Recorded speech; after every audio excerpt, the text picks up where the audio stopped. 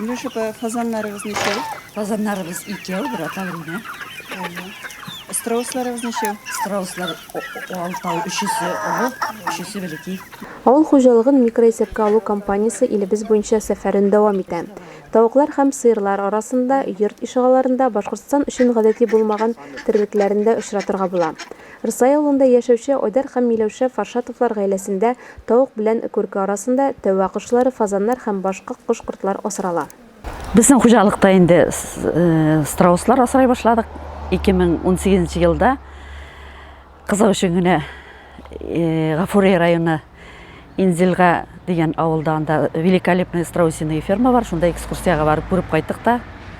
Шуннан инде сатып алдык 3 страус, 5 страус баласы. Шулар менә үстеләр. Хәзер былтыр күкәй сала башладылар. Быел инде менә әзрәк инкубаторга куеп чыгарып та карадык бибиләрен. 3 бибиләре чыкты, ниләре. Чебиләре. Шул тагын инде безнең хуҗалыкта фазаннар бар. Сосаркалар бар. Бәләкәй тавыклар, корейский, шуннан соң курчавый тавыклар бар. Шулар белән яшәп ятабыз инде. Гаилә башлыгы Айдар Өлфәт улы хаклы ялга чыккач, мал туар, кош-корт асрап, бакчада җиләк-җимеш үстереп көн күрә.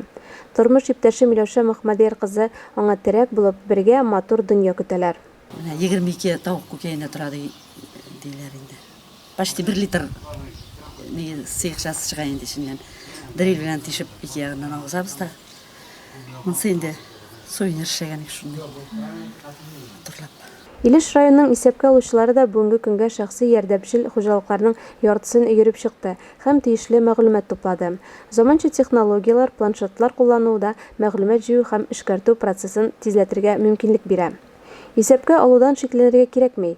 Планшеттагы программага йорт хуҗаларының исемнәре дә кертелми. Бары тик җир биләмәсе майданы, җимеш бирүче агачлар һәм куаклар, күп еллык культуралар, терлек, кош-корт, куяннар, умарталар саны исәпкә алына.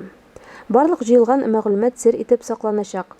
Белешмә илнең аграр секторындагы хәлгә нәтиҗә чыгару, киләчәгебезне кайгырту өчен кирәк. Лена Насыртдинова, Илеш телерадиокомпаниясе.